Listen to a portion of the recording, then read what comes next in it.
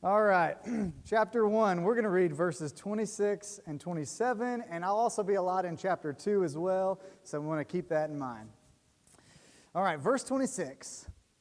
Then God said, "Let us make man," or humans, "in our image, in our likeness, and let them rule over the fish of the sea and the birds of the air, over the livestock, over all the earth, and over all the creatures that move along the ground."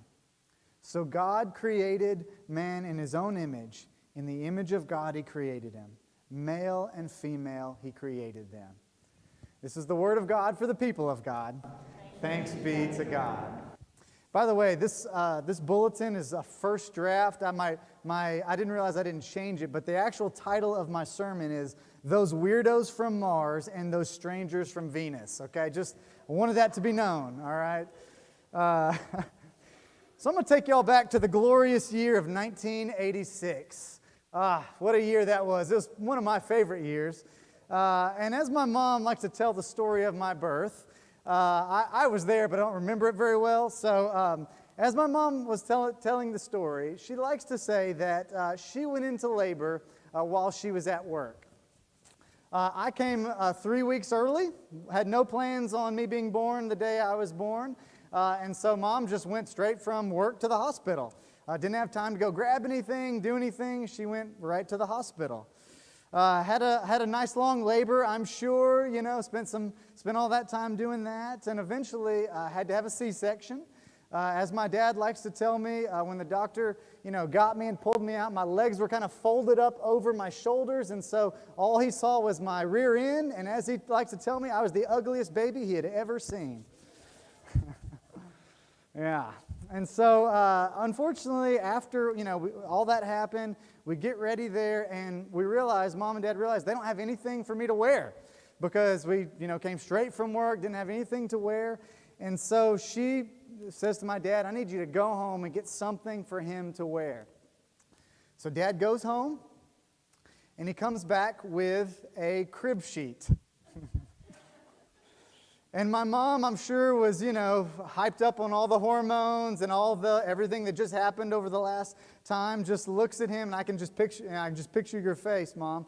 And thankfully, though, in that moment of bringing home a crib sheet or bringing a crib sheet to dress me in, thankfully there was a nurse there in that moment who was able to pastor my mom through that interaction. And she did this by saying to her one word as she shook her head: "Men." Right? How much shared meaning was found in that one word, right? Men. There was a deep moment of understanding and sharing that took place in that moment. And, she sent my dad on back, and I guess he came back with, "No, he didn't? Okay, well, there we go." So hopefully Dad learned something from there. Who knows, right? This morning we're talking about that strange group of people called men. And as I would argue, that even stranger group of people called women, right? Okay, maybe not. But it's interesting that in the 90s, my title this morning in my message comes from that 90s book. Men Are From Mars and Women Are From Venus, a guide from understanding the opposite sex, which, by the way, was the #1 bestseller for all nonfiction books of the 90s. The whole decade, that was the #1 selling book, right? So obviously, men and women, we need a little help understanding each other, right? We have been in this series over all of the Epiphany season called Body Talk, and we've been talking about how God has, how our created and redeemed bodies reveal the goodness and the glory of God. And this week, we're going to be focusing on and talking about, as Epiphany comes to an end, this is the last Sunday, how our created and redeemed sex, male and female, reveal the goodness and the glory of God. May have been hard for my mom to see in that moment, but it's still true how God has revealed God's goodness and glory. And so what I want us to be thinking about is, what does God say about our sexed bodies, about being men and women this morning? And we're going to touch on a little bit of that, but there's so much more that we could say. I got into this series and realized every message, I'm like, this could be a 6-week series. This could be a 6-week series. So we're just going to touch on some of it this morning. But let's start out in the text this morning in Genesis 1. We have that beautiful poetic account of how God brought creation into existence. Specifically, how God solved the problem that was in verse 2 of Genesis chapter 1. Right? That the earth was formless and void. Or as another way of putting it, that the earth was wild and waste. That there was no order. There was just chaos. There was no order and there was no inhabitants. There was no life. And so God begins to speak, and we see this beautiful 6-day morning, evening rhythm of contrasts that appear, right? God orders the chaos and brings about life. And as he does so, we see light and dark, sky and seas, land and water, sun and moon, fish below, birds above, animals, humans. It's this beautiful, make no mistake, this is an intentional rhythm of creation that Genesis 1 is trying to tell us. But when we get to that 6th day of creation in Genesis, God gives us a little bit more commentary about these strange creatures called humans. Verse 26, then God said, let us make humanity, Adam, in our image, according to our likeness, and let them have dominion over the fish of the sea, and the birds of the air, and the cattle, and the wild animals of the earth, and over every creeping thing that creeps upon the earth. So God created humans in his image. In the image of God, he created them. Male and female, he created them. For our purposes today, let's first notice this important truth, that men and women together equally are God's image in this world. Men and women together equally are God's image in this world. As Dr. Carmen Imes has said in some of her work, men and women don't just bear God's image. We don't just have God's image. We actually are God's image in this world. This is the first and the first essential aspect of our identity. That human beings are the image of God, and that image cannot be lost. It cannot be lost. Now let's think, what does that mean? That's interesting. That's an interesting thing to say, but what exactly does that mean? Well, the word that is used for image there, it's the same word that is most commonly used to talk about idols in the Old Testament. Idols were visible creations of invisible deities, right?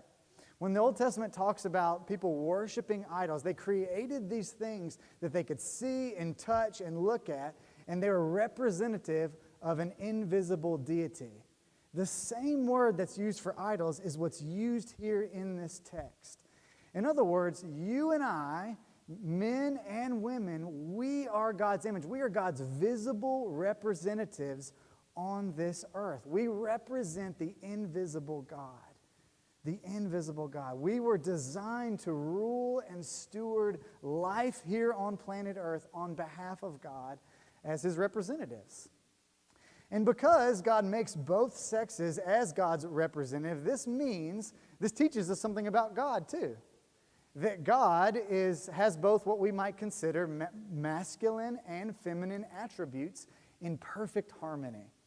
You know, I know sometimes we like to picture God as maybe this man upstairs is what I commonly hear and things like that. But what we are invited to see in Genesis 1 is that God has both masculine and feminine attributes in perfect harmony. And it's why the Bible then goes on to use masculine and feminine imagery throughout it for God. Of course, we're familiar with much of the father language that's used and many of the more masculine images that are used, but the feminine images are there as well. Megan told us a few weeks ago about God as a mother hen that is described, caring for and sheltering God's people, right? There's images of God giving birth and nurturing scattered throughout the Bible. And one of my personal favorites is that in the book of Hosea, God is described as a mother bear parted from her cubs, okay? So we see this image of God as an angry mother bear longing for her children to come back. That is another image of mothers that is a little different than that nurturing, caring one, right? Powerful, beautiful image of who God is. And what I think Genesis 1 is telling us is that we need each other. Not just to fulfill that whole be fruitful and multiply thing, that's important too, but because both sexes are essential in being the image of God in this world. We cannot represent God well without each other. It just won't happen. And that's why Genesis 2 then builds on this idea. Last week we talked about that famous passage in Genesis 2 of the creation of Adam and Eve, and how Genesis 2 is this zoomed-in picture of the sixth day of creation in Genesis 1. And if we go back to that rhythm of contrast, that rhythm of creation, once again we notice something. Again, light and dark, sky and seas, land and water, sun and moon, fish and birds, animals and humans, Adam, and it's almost like there's something that's supposed to be there that's not. And that's why we read there in Genesis 2:18, the Lord said, "It is not good for the man to be alone. I will make a helper suitable for him." Let's ask, what does this mean? What does it mean that God needs to make a helper that's suitable, or a suitable helper for Adam? Does the word helper kind of imply any sort of like inferiority, anything like that, or some sort of diminished role? Well, as we look at that word helper, it's the Hebrew word ezer, and it's almost always used of military help or of God himself providing help for the people of Israel. So that's like in Psalm 121 where it begins with, "Where does my help come from?" It's that same word that's used there. And if you remember how that psalm goes, "Where does my help come from?" From the Lord of heaven and earth. So help is being used of God in that instance. Or in 1 Samuel 7, verse 12, where Samuel takes a stone and sets it up and calls it an Ebenezer, which means stone of help, because the Lord helped us. In other words, this word helper doesn't seem to imply in any way weakness or inferiority, unless you want to call God weak or inferior. And I don't know about y'all, I don't want to do that. So that's not what this word implies. I actually heard someone one time translate this word as ally, and I love that translation, ally. And so that leads us to think, the key question for us then is, how are you or I being an ally to the opposite sex? Right? How are we being an ally to the opposite sex? Maybe that comes in the form of when you hear people talk about stereotypical judgments of the opposite sex, or put downs, or disdain, or whatever it might be. I think about how that might apply in our relationships. For me as a husband, how am I being an ally to my wife? That's one of the reasons why when Katie was in her PA years, I had to learn how to cook, right? Mainly because if I wanted to eat, I had to learn how to cook, because when Katie got home from working in Columbia at 9 or 9:30 at night that night, I wasn't going to sit there and say, "All right, honey, could you please cook us a meal or not?" That would have not gone very well, right? So I had to learn, if I want to be an ally, if I want to support my wife, I'm going to have to learn how to cook. And I've done that, and I really enjoy it. That's one way. But how else can we be an ally to each other? Husbands and wives, do you know your spouse's heart? Do you know what they care about? What matters to them? Do you know the things that they struggle with, the things that they have a hard time with? And how are you serving as God's representative in that relationship to listen to that and to speak life into that, or bring life into that? How are you praying for one another? How are you serving as that ally for your spouse? And just a little side note, always begin not by thinking or wishing your spouse would be a better ally for you, but always begin by saying, what can I do for my spouse? Always begin from that place. How can I be a better ally for you right now? Helper. But also, why is the woman considered a suitable helper? a suitable helper. This Hebrew word has different translations. It's notoriously a little bit tricky to translate because it's a compound word, and it means something like suitable is translated often as like against him or as opposite him. It's this word that kind of brings together both similarity and difference, like against him or as opposite him. In other words, what I think the text is teaching us is that Eve is similar to Adam in that she is a human and not an animal, and that she is different from Adam in that she is female and not male. And biblically, it seems sex difference is important and something to be celebrated. And we know this. Men and women are different in so many ways. Physiologically, we're different. Hormonally, we are different. Opinions on what would serve as a good something to wrap your infant in when they are born, we are different in, right? We're different in so many ways. And sex difference in Genesis 1 and 2 is seen as a good thing and something to be celebrated. And as we think about what that means, I think it's always important as we talk about men and women to always speak about that in generalities and not absolutes.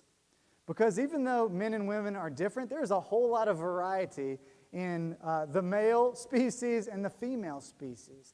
And so many times we try to put men and women in certain categories or boxes of what it means to be a real man or a real woman. And if we were to look through the Bible, we would discover so many of those categories are just totally our own creations. That God has created masculinity and femininity as different things, but there's variety in there, and that is a good thing. One more note on Genesis 2 in that first surgery of the Bible, right? I don't know about y'all. When I was growing up, I first, for a while there, wondered if men and women had different numbers of ribs, right? When we read that story in Genesis 2, I don't know if y'all ever thought that. I always thought, like, maybe we have one less, right? Because God took it from Adam. But what I've discovered as I've gotten older, first of all, that's not true. But second of all, this word rib, when it talks to Eve, that God took a rib from Adam to create Eve, this word rib, it's the same word that's used for to talk about like the side of a sacred object. So for example, it's used to talk about the side of the Ark of the Covenant in the Old Testament, or the tabernacle, or the temple. The word is used repeatedly there. In other words, what different scholars have looked at over the years is that Eve was taken from the side of Adam. Not the head of Adam, not above Adam, not the foot of Adam, not below Adam, but from the side of Adam. Implying that as God takes Eve, that Adam is not superior to Eve, nor inferior to her, but they are equal in value, and that is incredibly countercultural in its day. In a time when women especially were seen as much of far less value than men, to have Genesis 1 and 2 speak that truth would have been incredibly countercultural. And it teaches us once again that men and women are equal in value and dignity and worth, and that there is a unique goodness and beauty represented in each gender that reflects the beauty and wisdom of God. But if that's the case, if men and women are equal in dignity and worth and value, and the difference is something to be celebrated, then how in the world do we get to Paul in our text for this whole series in 1 Corinthians 6, telling the men of the Corinthian church to stop sleeping with prostitutes? In other words, he's saying to them, to these men who have reduced women who are the image of God, and he has to get on to them because they have turned them into outlets for their sexual energy and nothing more. Or how do we get to domestic violence when the differences between men and women living together get so bad that it gets to that place? How do we get to things like gender dysphoria or gender stereotypes, or simply the everyday struggles that come with the opposite sex trying to relate to each other? How do we get from this beautiful vision of Genesis 1 and 2 into where we are now? To that, let's look at Genesis 3, and we're going to look at specifically at two verses, verse 12 and verse 16. These verses come after the disobedience of the first humans there in the beginning of the chapter. Verse 12 says this, "The man said, 'The woman you gave me to be with me, she gave me the fruit from the tree, and I ate it.'" In other words, when God comes to Adam and is trying to talk to him and say, "Hey, what happened here? What happened?" Do you notice the first thing that Adam does is he begins to blame. It's that woman's fault. She's the one that gave me the fruit that I ate, right? And if we were to read on, the woman says, "Well, it was the snake. The snake is the one that gave it to me who deceived me." In other words, Adam begins this cycle of blame, and he does it by first directing that blame toward his partner, Eve. And then in verse 16, God is in the midst of describing all the consequences of sin. And he says to the woman, "Your desire shall be for your husband, and he shall rule over you." And it's interesting. This word rule that's mentioned in that verse, it's not the same word as that God spoke in Genesis 1 where it talks about we are to rule over creation. It's different words. And in fact, rule in verse 16 in that sense means to have absolute authority over. Absolute authority over. It's the same word that's used in chapter 4 when God tells Cain, "Hey, sin is lurking at the door. You must master it." You must master it. What I think this is implying is that it is not God's design for one human being to have absolute authority over another. It is not God's design for one human to have absolute authority over another. Because we see this holy partnership, this allyship has been corrupted by sin in many, many ways. Where God ordained difference is to be celebrated with equality, now we have blame and we have distorted power dynamics entering into the relationship. Blame, issues of sight, how we see the opposite sex enters into creation. That blame comes in a lot of forms. Sometimes that comes in how we look and see other people of the opposite sex. Sometimes we see other people as the problem, the opposite sex as the problem. Women, right? If they just thought a little more like me, if they were just a little bit more like me, they're the problem, right? The way they see things, the way they do things, that's not the right way. Or sometimes that comes in the form of us reducing the opposite sex through objectification or through making a caricature of the opposite sex. All men are like, all women are like. Again, we speak in generalities, not absolutes. Sometimes our sight with how we look at one another is totally off. And sometimes that sight is how we look at ourselves, too. Sometimes we can have this internal misogyny that we carry around, or this internal disdain for men as well. Sometimes we carry with us this skewed vision of what a real man or a real woman is supposed to be like. You might have heard, real men don't cry, right? We've heard that before in our lives. Is that true or not? Blame has entered in. How we see one another, sin has totally skewed it. And at the same time, power dynamics, issues of control. Where God meant equality, it then has turned into control. Or as Ricky Ricardo says to Lucy, and I love Lucy, when she accuses him of not being for women's rights, he says to her, "Look, I am the first one to agree that women should have all the rights they want, as long as they stay in their place." Right? That's what Ricky says to Lucy, which, as I'm sure you know, does not go over well. But what I see over and over is that power dynamics in relationships are such a huge problem. What often is supposed to be this shared power structure becomes a quest for seeking absolute control and authority for so many couples. And even in some of the Bible's more controversial texts, like where it talks about things like submission, y'all know the passages I'm talking about. Submission is a chosen act or posture. It's a chosen act or posture that one does for another as Jesus submits to his Father's will. In other words, you have to have power and agency in order to then submit. If you don't have that, if you are ruled under an iron fist, you cannot submit because you have no power to submit. Submission in the biblical sense, is a chosen posture that we do. Jesus modeled it with God, and we see it modeled in other ways throughout Scripture. In other words, if you're in a relationship where one party is using intimidation, where one party is using force to try to control another, this is not God's will. This is not biblical submission. That's evil and wrong. And most often, I think we see that especially in weak and defensive men who try to do that. But the power dynamics can appear in a lot of different forms. We see domineering men and women. We see women trying to emasculate men. We see men try to belittle women.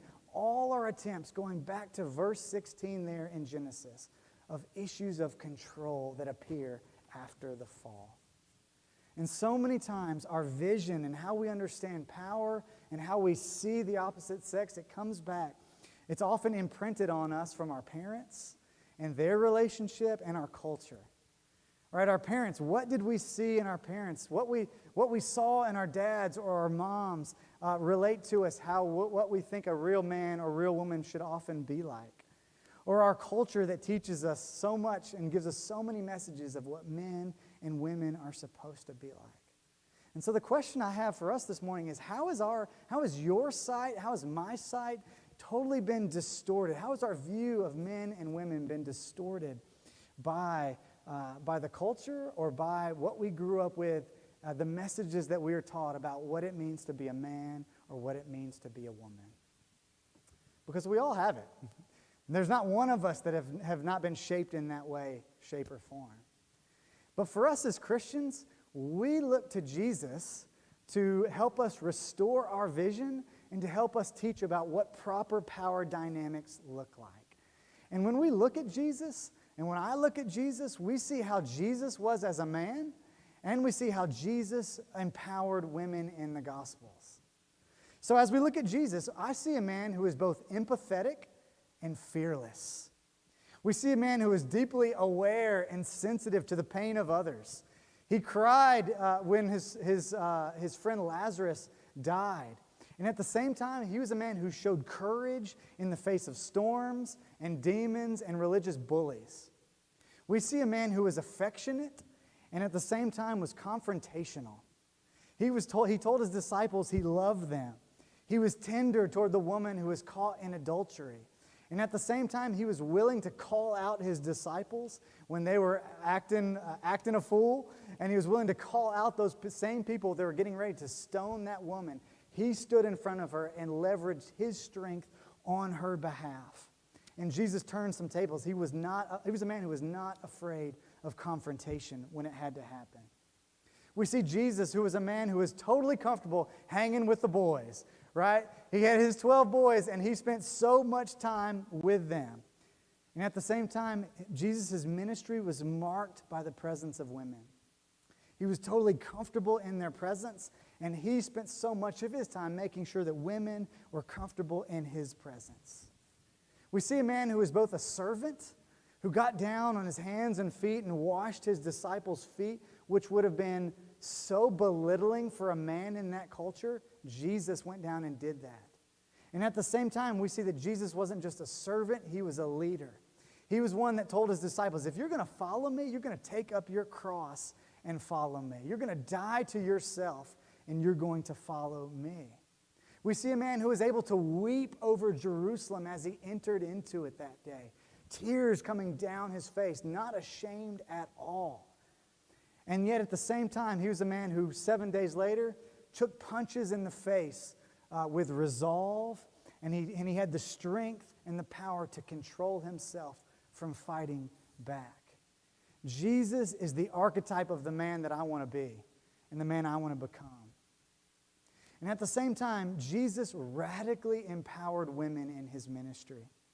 Think of that great image of Mary and Martha in their home, right? We see Mary pictured at Jesus' feet. Did you know in Jesus' day, women were not allowed to be disciples of a rabbi. They couldn't do it. No rabbi would take a woman as a disciple.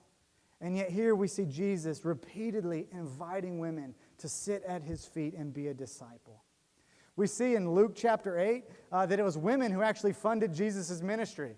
When Jesus wanted to go out to eat with some tax collectors and sinners, he probably called up some of his women friends and said, hey, can you foot the bill for us? Because I don't have any myself. Women actually were the ones that empowered Jesus' ministry. They were essential to his ministry. In Luke chapter 11, verses 27 and 28, say this. While he was teaching, while he was saying this, a woman in the crowd raised her voice and said to him, blessed is the womb that bore you and the breasts that nursed you. But Jesus said, blessed rather are those who hear the word of God and obey it. In other words, this woman was trying to give him a blessing and his mom a blessing. Blessed are you. In that day, the highest calling for a woman was to get married and have babies, right? And Jesus, while acknowledging the goodness of that, he actually says that the highest calling for a woman is the exact same as it is for a man. Salvation and discipleship. That the highest calling that both of us have is to be saved by God and to serve as a disciple under Jesus, the same as men. It was women who were at the cross when all the men fled. When they lost courage, women were present. And it was women who were the first one at the resurrection when that tomb was rolled away. If you were going to start a movement, the last thing you would do was have women be the first witnesses of the resurrection. Because legally in court, many women's testimonies were thrown out because they were considered not trustworthy, right? Just blanket category, that's how women's testimonies were viewed. And yet every single gospel has women as the first bearers of the good news of when the world changed forever. That is a beautiful, incredible thing. Jesus and God's Word, I believe, gives us the very best vision of what being a real man and a real woman truly is all about. And so, for our church here at Brush Hill, what does that mean for us? Well, first of all, it means that we believe that God raises up leaders for the church on the basis of grace and calling and spiritual gifts and obedience and character first and foremost. On all of those things first and foremost. Grace, character, calling, spiritual gifts, and obedience. We believe that both women and men can and should lead and preach and pastor and minister in the church. Our Cumberland Presbyterian Church has such a rich history of this. We believe that men and women, when we lead and work and share life together, all of our lives are enriched through that. That all of us help to know the image of God better together. We believe also, too, that there are times and spaces where it is good to let the guys and the girls have their time separate. Because sometimes you need to be around your boys, and sometimes you need to be with your girls, right? Especially as my mom found out on that day I was born. Sometimes you just have to have that person speaking into your life. And so the question I have for us, Brush Hill, is maybe how is God calling you to serve in this area? Maybe God's calling you to teach or to model or to kind of reclaim what does it mean to be a godly man or a godly woman in our church. In a cultural moment when that is hard to find sometimes, is God calling you to say, I want to celebrate what it means to be a man and woman in our church? Is God wanting you to empower men as disciples and fathers and husbands and leaders? Or is God calling you as a woman to empower the women of our church as disciples and mothers and wives and leaders in our church? Because God celebrates our differences as men and women.